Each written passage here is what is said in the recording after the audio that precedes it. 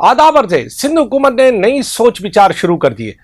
हालांकि कराची की सियासत गटर के ढक्कन से शुरू होती है और शायद गटर के ढक्कन पर ही खत्म होती है, लेकिन कराची में जो सोच रखने वाले अलग अलग सोचों के मालिकों की अलग अलग थिंकिंग है। सिंध हुकूमत अब एक नए फैसले की तरफ जा रही है। कल एक इंतहाई जिम्मेदार जराए ने, जिनका ताल्लुक बहरहाल सिंध हुकूमत से है, उन्होंने बताया कि सिंध हुकूमत अब एक नई सोच विचार कर रही है कि कराची में ढक्कन किस तरह के होने चाहिए गटरों पे। सियासी ढक्कन तो लग चुके हैं और सियासी ढक्कन उस वक्त लग गया जब एक बच्चे की जान गई ढक्कन गटर के खुले होने की वजह से, यानी ढक्कन ना होने की वजह से।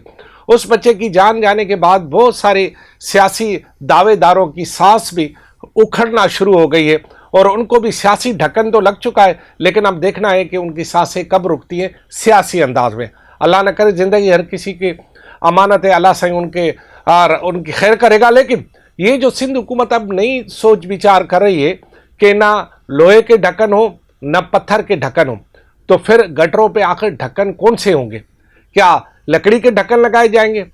क्या ढक्कन कौन से होंगे? यही खबर लेकर मैं आज आपके पास आया हूं कि सिंध हुकूमत ने बहरहाल इसका इलाज ये ढूंढ लिया है कि अब कराची के वो गटर जहां पर ढक्कन नहीं है और जहां पर ढक्कन चोरी होने के बहुत सारे इम्कानात है, वहां पर सिंध हुकूमत ने यह फैसला किया है कि अब वहां पर प्लास्टिक के ढक्कन लगाए जाएंगे। वजीर आला सिंध ने मेयर कराची को यह हिदायत की है कि उन शख्सियात और उन इंजीनियर से रब्ता किया जाए जो प्लास्टिक के ढक्कन लगाने के हवाले से दुनिया के मुख्तलिफ मुल्कों में उन्होंने बहुत सारी स्टडी की है और यहाँ भी आकर उन पे काम करना चाह रहे हैं या वो काम कर रहे हैं।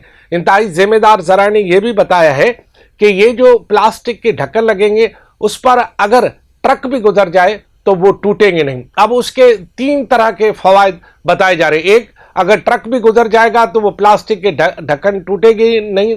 नंबर 2, अगर वो चोरी भी हो गए तो उनकी कीमत बहुत मामूली होगी, उनको कोई खरीदने वाला नहीं होगा। और जो खुसूसन हीरोइन या जो ये माफिया है, जो कोई ढक्कन चोर है, वो उनको इतने पैसे नहीं मिलेंगे जितने लोहे के ढक्कन चोरी करने या पत्थर के जो ढक्कन होते हैं उस पर लोहे का जो लगी होती है शीट, उसको जो चोरी करने के हवाले से उन्हें मिलता है, क्योंकि लोहा पिघला कर दोबारा लोहा बनाया जाता है। तो लिहाजा अब सिंध हुकूमत ने यह फैसला किया है कि इससे बचने के लिए वो प्लास्टिक के ढक्कन लगाएंगे। इस पर मैंने कहा कि मुख्तलिफ लोगों शख्सियात से रब्ता किया गया है। जिन शख्सियात से रब्ता हुआ है उन्होंने हमें ये बताया कि हुकूमत अब इस तरफ जा रही है। सियासी अंदाज में मैंने कहा कि ढक्कन तो लग चुके, लेकिन ये प्लास्टिक के ढक्कन अब कितने कारगर होंगे, क्योंकि प्लास्टिक के ढक्कनों पर एक तो नहीं बनेगा, लाजमी ये दोबारा से एक नई जो है वो यहाँ टेंडर होगा और फिर अगर सारे शहर में जो आपने देखा होगा कि बीच सड़क में उभरे हुए ढक्कन होते हैं, बंदा बीच स्पीड में जा रहा हो तो वो उस बीच से गाड़ी भी नहीं गुजार सकता, क्योंकि उभरे हुए ढक्कन आपको मिलेंगे गटर के ऊपर। अब इस बात का फैसला हुआ है कि इन ढक्कनों की जगह ना पत्थर के ढक्कन होंगे ना लोहे के ढक्कन होंगे, बल्कि प्लास्टिक के। अब प्लास्टिक के ढक्कनों की तैयारी के सिलसिले में जो मुख्तलिफ कारखाने हैं उनसे भी रब्ता किया जा रहा है कि उनकी डिमांड और मांग या उनकी कीमत का जो तवाज़ुन वो भी किया जाएगा। जैसे कि दलील देने वाले ये दलील दे रहे हैं कि इसकी रीसेल नहीं होगी, नंबर 1, और जो ट्रॉलर या ट्रक गुजरेगा वो भी उसे नहीं तोड़ पाएगा।